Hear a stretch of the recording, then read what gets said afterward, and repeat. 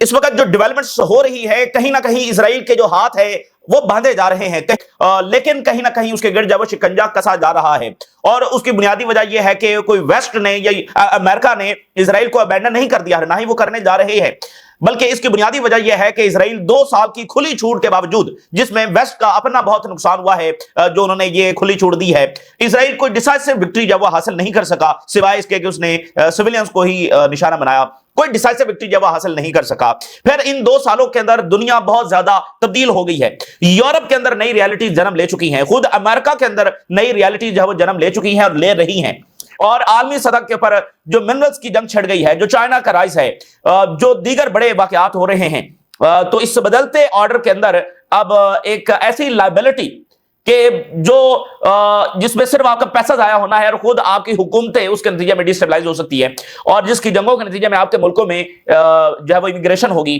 तो ये एक ऐसी सूरत हाल है जो अमेरिका और वेस्टर्न कंट्रीज को दरपेश है। तो वो इसको अबैंडन नहीं कर रहे हैं, लेकिन अब कहीं ना कहीं इसकी सारी बात भी नहीं मान रहे हैं। ये बात अब इस्टेब्लिश हो रही है। तो इसके गिर्द जब वो कहीं ना कहीं शिकंजा जब कसा जा रहा है, बहुत सारे मुल्क का अनाउंस कर रहे हैं कि वो गजा की जो पीस कीपिंग फोर्स है उसको ज्वाइन कर रहे हैं। अजरबैजान इसका हिस्सा बन चुका है, अरब मुल्क जो है इसका हिस्सा बन रहे हैं, और खुद बरतानिया ने अपनी फौज भेज दी है। बरतानिया की फौज पहुंच चुकी है और वो सीज फायर को मॉनिटर करेगी। ये पहली बार इस तरह से हो रहा है। जाहिर है ये इजराइल के इत्तेहादी मुल्क है और ये चाहते हैं कि हर जो आउटपुट आए वो इजराइल के हक में आए, लेकिन अब इजराइल को फुल स्केल अग्रेशन की ग्रीन लाइट देना ये इनके लिए बड़ा मुश्किल हो गया है। खुद लेपर्ड ने यह कल बयान दे दिया है कि इजराइल एक वासल स्टेट जब वो बन चुका है, यानी एक प्रॉक्सी स्टेट बन चुका है। अब ये अपने फैसले खुद नहीं कर रहा और ये बहुत ज्यादा जेरे तसल्लुत आ चुका है अमेरिका के और वेस्ट के, खासकर अमेरिका के, कि वो हमें डिक्टेट कर रहे हैं। और ये बात भी अब सामने आ रही है कि पहले तो इजरायली जब वो बड़े खुश होते थे कि जो इनके कमांड सेंटर्स हैं उनमें अमेरिकन है वो आकर बैठते थे, तो अब क्या हो रहा है कि अमेरिकन इनके कमांड सेंटर्स में बैठकर डिक्टेट कर रहे हैं कि ऐसे नहीं ऐसे करो। तो इससे ये बहुत ज्यादा नाखुश है, क्योंकि आप देखें जो टकर कार्लसन ने खबर दी कि इजरायलियों ने पेंटागन में जाकर ड्यूरिंग द ईरान वॉर वहां पर ऑर्डर जारी किए कि ऐसे नहीं और ऐसे होना चाहिए। तो इनको तो ये आदत है, ये डिक्टेट करते हैं, ये कंट्रोल करते हैं, अब वो आकर इनको कंट्रोल कर रहे हैं। तो ये सूरत हाल जब वो इनके हक में नहीं है। दूसरी बात यह है कि सऊदी अरेबिया इस रीजन का सबसे बड़ा मुल्क है और सबसे बड़ा प्लेयर है, और जो भी वो फैसला करेगा रीजन का जो बैलेंस ऑफ पावर है उसके मुताबिक रीशेप होगा। सऊदी अरेबिया जो है वो इजराइल के साथ नॉर्मलाइजेशन का फैसला कर चुका था, लेकिन अब 2 सालों के बाद जो रियलिटी इमर्ज की है, एक फलस्तीनी रियासत जिसका यरूशलेम कैपिटल होगा उसके बगैर ये नॉर्मलाइजेशन नहीं हो सकती। ये बात अब एस्टैब्लिश हो चुकी है। तो सऊदी अरेबिया जो है वो नॉर्मलाइजेशन इजराइल के साथ नहीं करने जा रहा, बल्कि अमेरिका के साथ डिफेंस डील होने जा रही है। इजराइल को जो सबसे बड़ा घमंड था वो ये था कि जो डिफेंस डील होगी सऊदी अरेबिया के साथ वो लिंक होगी नॉर्मलाइजेशन के साथ। सऊदीया पहले कमिट करेगा कि वो नॉर्मलाइजेशन करेगा, फिर उसको अमेरिका डिफेंस डील देगा। और ये बात ऐसे ही नहीं है, ये बात जो प्रीवियस इंतजामिया है और उसमें जो जैक सल्वन है वो ये बात ओपनली कह चुके हैं कि हम तब ही सऊदी अरेबिया के साथ कोई अलायंस बनाएंगे, कोई उनके साथ डिफेंस डील करेंगे, उनको असलहा देंगे, उनको जदीद टेक्नोलॉजी देंगे, आर्टिफिशियल इंटेलिजेंस देंगे, जब वो ये कमिट करेगा कि वो इजराइल को तस्लीम करता है। इस पर सऊदी अरेबिया काफी जब नाराज हुआ था और उन्होंने कहा कि ऐसे नहीं होगा, और वो वैसे नहीं हुआ, इसलिए बाइडेन दौर में ये डील नहीं हो सकी। और फिर देखिए खुद जैक सल्वन ने लिखा कि ये जो कुछ मिडिल ईस्ट में हो रहा है ये अमेरिकी मफादात के खिलाफ है। उसी जैक सल्वन ने जो इजरायली लॉबी में इस तरह के बयान दे रहा था अमेरिकन इंटरेस्ट के खिलाफ। तो अब अमेरिका को भी ये समझ आ गई है कि इन मुल्कों से हमने 2 तरफा डील करना है, अपने मफादात को जब तरजीह देनी है, अमेरिकन फर्स्ट कहीं ना कहीं अप्लाई करना है। ये अंदरूनी प्रेशर भी है और जो ग्लोबल रियलिटीज हैं वो भी अब अलाउ नहीं करती कि इस तरह के फैसले किए जाए जो अमेरिकन इंटरेस्ट को नुकसान पहुंचाए। तो ये डील होने जा रही है, इसमें नॉर्मलाइजेशन नहीं है। ये इजराइल को एक बहुत बड़ा झटका है। फिर इजरायली वॉर एक्शन इस वक्त हो रही है लेबनान में, बेरूत के ऊपर इजरायली वॉर प्लेन्स और जो ड्रोन्स हैं वो उड़ते हुए नजर आए। इवन बेरूत के अंदर जो प्रेसिडेंशियल पैलेस है उसके ऊपर ड्रोन्स उड़ते हुए नजर आए हैं और साउथ लेबनान के अंदर इन्होंने एयर स्ट्राइक्स की हैं। और अभी तक ये जो है एड को उस तरह से नहीं खोल रहे हैं जो मुआहिदे के अंदर लिखा गया था। पहली बात यह कि मुआहिदे में लिखना ही एक वॉर क्राइम है, लेकिन जो लिखा गया था उसको भी ये पूरा नहीं कर रहे हैं। तो यानी ये दुनिया का ऑर्डर बदलना चाहते हैं, ये रीजन में अपनी मोनोपोली कायम करना चाहते हैं, बच्चों को भूखा मारकर ये इस तरह से अपनी मोनोपोली कायम करना चाहते हैं, और ऐसे होगी नहीं, और इसीलिए नहीं हुई है। अगर ये एक जंग लड़ रहे होते तो शायद इनको इनके गोल्स है वो अचीव हो भी जाते, लेकिन इनकी फौज सिर्फ औरतों और बच्चों से लड़ना जो जानती है। और इस वक्त ग्लोबल सतह के ऊपर नाज़रीन रैपिड इवेंट्स जब इस वक्त हो रहे हैं। मिसाल के तौर पे अब यूरोप से बड़ी गैर मामूली खबर यह है कि यूरोप तेजी के साथ अपनी जो डिपेंडेंस है अमेरिका के ऊपर वो कम कर रहा है। और इसकी सबसे बड़ी खबर ये सामने आ रही है कि यूरोप ने अपनी एक ज्वाइंट इंटेलिजेंस बना ली है। इससे पहले वो मुकम्मल डिपेंड करते थे CIA के ऊपर, अमेरिकन इंटेलिजेंस के ऊपर, लेकिन अब यूरोप ने एक ज्वाइंट इंटेलिजेंस जो है वो बना ली है और तमाम मुल्क एक दूसरे के साथ जो इंटेलिजेंस शेयर कर रहे हैं। तो ये एक बहुत बड़ा फैसला है और ये एक बहुत बड़ा प्रैक्टिकल इकदाम है जो यूरोप ने उठाया है। तेजी के साथ वो अपनी डिपेंडेंस अमेरिका के ऊपर जब वो खत्म कर रहे हैं, तो ये भी एक अहम तरीन चीज है। तो ये तमाम सूरत हाल आपके साथ शेयर करेंगे। इस वक्त जेडी वैंस की नाज़रीन मीटिंग हो रही है नेतन्याहू के साथ, और जेडी वैंस ने कुछ ही देर पहले, इस मुलाकात से कुछ देर पहले जो बयान जारी किया, उसने कहा कि JD Vance says Israel cease fire going better than expected. Cease fire जो है वो आगे बढ़ रहा है। ये जेडी वैंस ने इस मुलाकात से पहले कुछ देर पहले बयान दिया है। अल जजीरा ये लिख रहा है कि ट्रंप एडमिनिस्ट्रेशन को ये खौफ है, ये फियर है कि इजराइल फुल स्केल एग्रेशन दोबारा शुरू कर देगा। ट्रंप ऑफिशियल्स फियर कि Netanyahu may abandon the Gaza ceasefire, Gaza ceasefire को तोड़कर वो मुकम्मल बमबारी जो है वो शुरू कर देगा। फियर दैट कि Netanyahu is going to walk away from this deal altogether and he would go back to full scale fighting, full scale aggression जो वो शुरू कर देगा। और इसकी बड़ी वजह यह है कि जो अंदरूनी झगड़ा है, जो कोalition की लड़ाई है, और जो खुद नेतन्याहू का सर्वाइवल जो वो जंग के ऊपर है, बहुत सारी डायमेंशंस हैं। Those who want to go back to the war who were against the ceasefire to begin with, पहले दिन से जाहिर है कि इजराइल का जो एक्सट्रीमिस्ट तबका है, खुद नेतन्याहू वो सीज फायर से हैप्पी नहीं है। तो ये खौफ है, तो इसलिए वो बार बार अपने ऑफिशियल जब भेज रहे हैं अपेरेंटली कि इस सीज फायर को हम आगे बढ़ा रहे हैं। मिसाल के तौर पे इस वक्त आप देखिए कि इजराइल की जो वायलेशंस है वो जारी हैं। गाजा रेजिडेंट सेज कि no change despite ceasefire as Israel blocks aid. तो एड नहीं खोली जा रही है, एक स्वेयर लेवल का स्टारवेशन वहां पर है, लेकिन एड नहीं खोली जा रही है। अब सोचिए ना, इजराइल एड क्यों नहीं खोल रहा है? क्योंकि जो उसका मकसद था भूख से फलस्तीनियों को मार देना, उसको वो समझता है कि एड अगर अंदर चली गई तो उसकी पॉलिसी फेल हो जाएगी। तो जो एंटिटी इतनी सोफिस्टिकेटेड, सो कॉल सोफिस्टिकेटेड आर्मी के साथ, अब उसका तकिया इस बात पर है कि एड अंदर चली गई तो वो हार जाएंगे, तो अब आप उसके मुस्तकबिल का अंदाजा खुद ही लगा सकते हैं। और प्रेशर बहुत बढ़ रहा है, दुनिया में अभी भी मुजाहरे हो रहे हैं कि एड जब खोली जाए, प्रेशर जो बढ़ता चला जा रहा है। और मार्को रूबियो जो है वो कल के रोज इजराइल पहुंच रहे हैं और 48 घंटों का वो दौरा इजराइल का करेंगे। यानी पहले ट्रंप आए, ट्रंप के बाद जैरेड कुशनर और स्टीव विटकॉफ आए, फिर उसके बाद जेडी वैंस आए, वो अभी तक इजराइल में हैं, और कल जो है वो मार्को रूबियो आ रहे हैं। यानी एक के बाद एक आला ऑफिशियल जो है वो अमेरिका का इजराइल का दौरा कर रहा है। तो क्यों इसको अपेरेंटली इस तरह से पोर्ट्रे किया जा रहा है कि इजराइल, नेतन्याहू ये जंग दोबारा शुरू करना चाहते हैं, लेकिन अमेरिका इस वक्त इस मूड में नहीं है कि दोबारा फुल स्केल जंग जो है वो शुरू की जाए, फुल स्केल एग्रेशन जो है वो उसका अलाउ किया जाए, ड्यू टू डिफरेंट रियलिटीज। तो जाहिर है वो ये कहेंगे कि हम ये पीस की वजह से नहीं अलाउ करना चाहते हैं, लेकिन उसकी रियलिटीज दूसरी हैं। लेकिन अमेरिकन इस वक्त अलाउ करने के मूड में नहीं है। तो यूएई नाज़रीन ये कह रहा है कि यूएई सेज डिस्कशन जारी है deployment of the security personal of Gaza.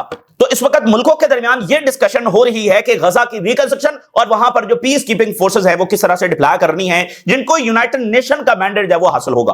और ये इजराइल के मकासद के बिल्कुल खिलाफ है।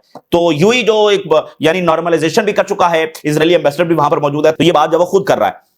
सो डिस्कशंस इस वक्त जारी हैं of the security forces on ground in Gaza, और यह बात कही जा रही है कि any annexation of the Palestinian territories would be a red line. कोई भी फलस्तीनी लैंड को, टेरिटरी को, वेस्ट बैंक को, गजा को ऑक्युपाई करने का मतलब उसको अनेक्स करना, यह हमारे लिए जो है रेड लाइन होगी। ये यूएई बात कर रहा है। अजरबैजान की जो फौज है वो इंक्लूड कर ली गई है इसके अंदर।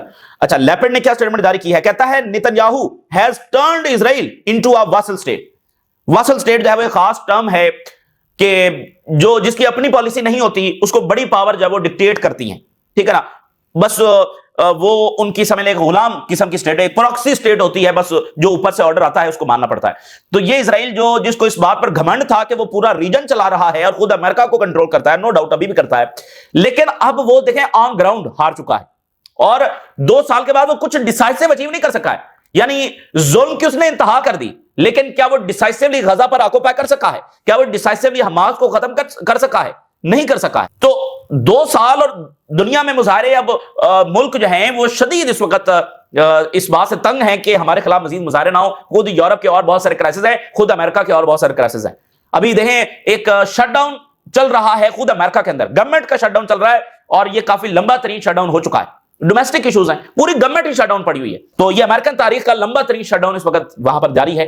तो उनके क्राइसिस जो वो दूसरे हैं।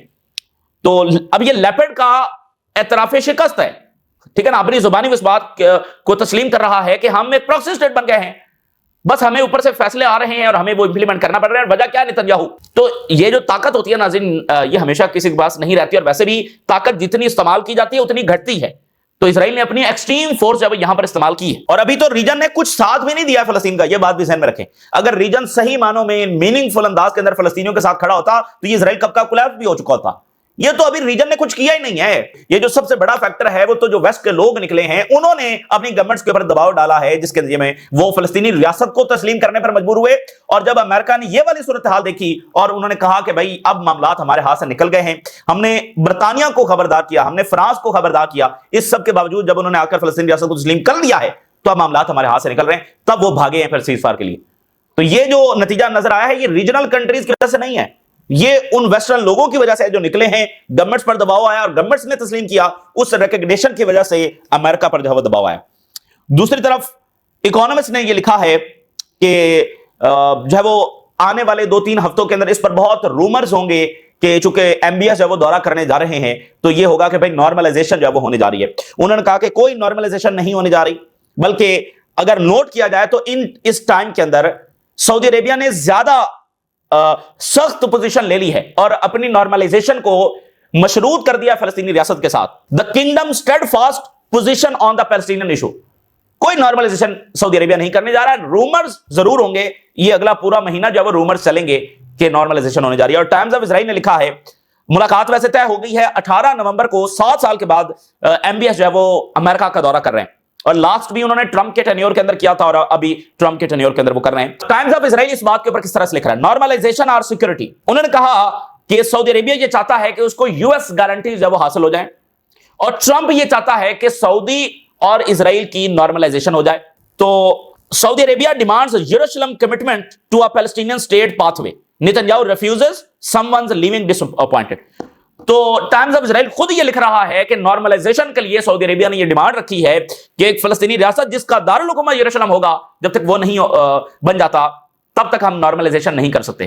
तो ये इन 2 सालों ने ये मिडिल ईस्ट को तब्दील किया है, हालांकि ये फैसला कर चुके थे। और अभी अगर आप नोट करें तो उनकी ये पोजीशन नहीं है जो ईरान की पोजीशन है कि भाई हम तो इजराइल को मानते ही नहीं है। ठीक है, ज़ाहिर है हर मुल्क की अपनी अपनी पॉलिसी है, तो उनकी अपनी पॉलिसी है, तो वो ये नहीं कहते कि हम तस्लीम ही नहीं करेंगे, नहीं, वो कहते हैं हम तस्लीम करेंगे लेकिन मशरूत तस्लीम करेंगे। वो इस बात को तस्लीम करते हैं, लेकिन अब जो रियलिटीज इमर्ज हुई हैं वो उनको मशरूत करना पड़ गया है। हालांकि अब्राहम अकॉर्ड में कोई कंडीशन नहीं है। अब ईरान है ना, वो कहता है हम इजराइल को मानते ही नहीं है, यहां पर सिर्फ एक ही रियासत बनेगी। लेकिन ये मुल्क जो है उनकी पॉलिसी ये है कि ठीक है मानते हैं, लेकिन अब नई रियलिटीज इमर्ज हो गई हैं तो हम मशरूत मानते हैं पहले फलस्तीन रियासत। तो ये भी अच्छी पॉलिसी है। अगर वो एक स्ट्रेट फॉरवर्ड पॉलिसी नहीं ले सकते तो सारे ये भी, यानी वो उनका इस बात के ऊपर मजबूर हो जाना कि वो मशरूत कर रहे हैं, ये भी इंपॉर्टेंट है।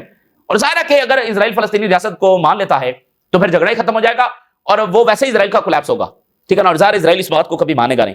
तो जैसे अब्राहम अकॉर्ड हुआ जो अनकंडीशनल हो गया, तो अब ये अनकंडीशनल नहीं हो सकता, ये बात है। और इस पर इजराइल को झटका, क्योंकि इजराइल का घमंड यही था कि इस सिक्योरिटी डील के नाम के ऊपर सऊदी अरेबिया मजबूर होगा नॉर्मलाइजेशन के लिए। अब आप देखिए, यूके ने खामोशी के साथ अपनी फौजें भेज दी हैं to assist US monitoring of Gaza ceasefire. Gaza की सीज़फायर को मॉनिटर करने के लिए उन्होंने जनाब अपनी फौजें भेज दी हैं। हालांकि ये वही बरतानिया है जो गाजा में मुकम्मल इंटेलिजेंस इजराइल को देता रहा है, अब सीज़फायर के लिए फौजें भेजना पड़ रही। तो इनके मकासद कुछ और थे, ये बुरे तरीके से नाकाम हुए, तो अब ये सारा कुछ इनको करना पड़ रहा है। तो सीज़फायर की इंप्लीमेंटेशन और स्टेबलाइजेशन, इसके लिए फौजें जो भेजी गई हैं। तो यानी ये इजराइल तो नहीं चाहता कि यहां पर आकर को मॉनिटरिंग जो है वो प्लेटफॉर्म बने और मॉनिटरिंग सेंटर बने और उससे मॉनिटर हो रहा हो सीज़फायर। हालांकि वायलेशन तो ये अभी भी कर रहे हैं। और बरतानवी फौज का एक बार फिर इजराइल में आना, इसकी हिस्ट्री है, जाहिर है कि जब बरतानिया यहां पर था और इनकी आबादकारी हो रही थी तो फलस्तीनियों के ऊपर जब ये सारा कुछ करते थे तो वो बरतानवी फौज को जाकर कहते थे और बरतानवी फौज कहते थे हम न्यूट्रल है। तो एक बार फिर जब वो सीज़फायर को मॉनिटर करने के लिए आए, नेतन्याहू ने अपना जो एनएसए है उसको रिमूव कर दिया। किस लिए? क्योंकि यह बंदा जो है वो कतर पर हमले और गजा की मुकम्मल ऑक्यूपेशन के खिलाफ था, नेशनल सिक्योरिटी एडवाइजर, उसको जो फारिग कर दिया। तो इजरायली ड्रोन जो हैं उन्होंने जनाब अली साउथ लेबनान के अंदर फिर अटैक किया और वहां पर फिर शहादतें जब हुई हैं। और इनके ड्रोन जो है वो प्रेसिडेंशियल पैलेस बेरूत के अंदर वहां पर फ्लाई कर रहे हैं, वॉर प्लेन जब वहां पर फ्लाई कर रहे हैं। Israeli drone attack kills 1 in southern Lebanon. और शेख कासिम जो हिजबुल्लाह के सेक्रेटरी जनरल हैं, उन्होंने कहा कि लेबनान की स्टेबिलिटी सिर्फ इस बात के ऊपर है कि इजरायली एग्रेशन खत्म हो, हिजबुल्लाह के वेपन्स लेने से कोई स्टेबिलिटी जब वो नहीं आएगी। अब जनाब अली जापान की पहली खातून वज़ीर-ए-आज़म बन चुकी हैं और उन्होंने पहला बयान जारी किया। उन्होंने कहा है कि अमेरिका के साथ मिलकर हमारी नॉर्थ कोरिया के मिसाइलों के ऊपर नजर आए। We are working closely with Washington to take measures regarding North Korea missiles. तो ये नॉर्थ कोरिया के मिसाइलों के खिलाफ क्या एक्शन लेंगे अमेरिका और जापान। ट्रंप तो नॉर्थ कोरिया के लीडर किम जोंग उन से जो मुलाकात करने जा रहे हैं, तो नॉर्थ कोरिया जो है उसको रोका नहीं जा सकता। यूरोप अमेरिका के साथ चलना चाहता है और सबसे बड़ी इकॉनमी है और उनका एक फितरती पार्टनर भी है। यही अमेरिका यानी यूरोपियंस ही वहां पर गए थे और ये सारा उन्होंने बात किया। तो वहां के जो नेटिव्स थे वो आप सारी हिस्ट्री पता ही है। तो एक नेचुरल अलायंस भी है, हालांकि इनके आपस में जंगें भी हुई हैं, लेकिन नेचुरल अलायंस भी है और सबसे बड़ी इकॉनमी है और सबसे बड़ी पावर है, टेक्नोलॉजी उनके पास है। तो यूरोप अमेरिका को ऐसा नहीं कि दो टोक अंदाज में छोड़ना चाहता, वो साथ चलना चाहता है। लेकिन अब उसको यह बात अंदाजा हो गई है कि अब अमेरिका के ऊपर हम रिलाय नहीं कर सकते और इसके लिए वो खामोशी के साथ इकदाम उठा रहे हैं। जाहिरी तौर पर अगर आप देखें तो वो यही कहेंगे हम अमेरिका के साथ चलना चाहते हैं, अमेरिका ही हमारे लिए सब कुछ है। लेकिन अब वो अंदरूनी तौर पर ये फैसला कर चुके हैं कि हम अमेरिका के ऊपर अब डिपेंडेंट नहीं होंगे। ठीक है, चूंकि ये जो यूक्रेन वाला सारा चैप्टर हुआ है, अब इनको अंदाजा हो गया कि अमेरिका पर रिलाय नहीं किया जा सकता। अच्छा, यूरोपियंस इस जंग के खिलाफ थे। ये तो बाइडेन इंतजामिया ने जबरदस्ती ये जंग जो शुरू करवाई और फिर बाद में खुद अमेरिका निकल गया है और यूरोपियंस का पैसा भी जाया हुआ, इमिग्रेशन भी हुई, हुकूमतें भी डिस्टेबलाइज हुई, बहुत नुकसान यूरोप ने उठाया। तो अब मिसाल के तौर पर जो सबसे बड़ी बात है कि यूरोपियन ने एक ज्वाइंट इंटेलिजेंस जो है वो बना ली है टू काउंटर रशिया। ये सीआईए की तरह है, यानी तमाम मुल्क मिलकर एक ज्वाइंट इंटेलिजेंस और अमेरिका के ऊपर वो डिपेंडेंस नहीं है भाई। अब इंटेलिजेंस के लिए सीआईए की तरफ, अमेरिका की तरफ नहीं देखा जाएगा। यूरोपियन कैपिटल्स ने जो इंटेलिजेंस रिप्रेजेंटेटिव्स है वो ब्रसल में जो ईयू का हेडक्वार्टर है वहां पर भी उनको बिठा दिया लाकर, यानी वहां पर पॉलिटिकल नुमाइंदे बैठते हैं ना, हर मुल्क का पॉलिटिकल नुमाइंदा बैठता है। अब उन्होंने ब्रसल के अंदर इंटेलिजेंस नुमाइंदे भी हर मुल्क ने लाकर वहां पर बिठा दिए। इतनी बड़ी डेवलपमेंट यानी कि खामोशी के साथ हो गई है। और जो इंटरनल इंटेलिजेंस यूनिट्स हैं उन्होंने ब्रीफिंग्स भी शुरू कर दी हैं सीनियर ऑफिशियल्स को, यूरोपीय यूनियन के सीनियर ऑफिशियल्स को ब्रीफिंग्स भी शुरू कर दी हैं। तो ये एक बहुत बड़ा स्टेप है। इस तरह के और बहुत सारे स्टेप्स वो ले रहे हैं। जो इलोन मस्क का स्टार लिंक है उसके मुतबादिल के अंदर जो फ्रांस भी वो इंटरनेट उस तरह से बना रहा है। तो ये वो फैसले ले रहे हैं, ठीक है ना। तो ये यानी कि एक बहुत बड़ा चेंज खुद वेस्ट के अंदर आ रहा है। यूरोप और अमेरिका का अलायंस था, लेकिन वो अलायंस टूट नहीं रहा है, लेकिन कहीं ना कहीं वो टूट भी रहा है। जाहिरी तौर पर तो नहीं, लेकिन तो वो खामोशी के साथ यूरोप ऐसे बहुत सारे इकदाम उठा रहा है कि आने वाले टाइम में ये बिल्कुल अलग अलग जो है वो खड़े होंगे। तो ये इस वक्त की ताजा तरीन सूरत हाल है जो आपके साथ शेयर किया। आपने राय जरूर आगा करें। इजाजत दीजिए, अल्लाह हाफिज।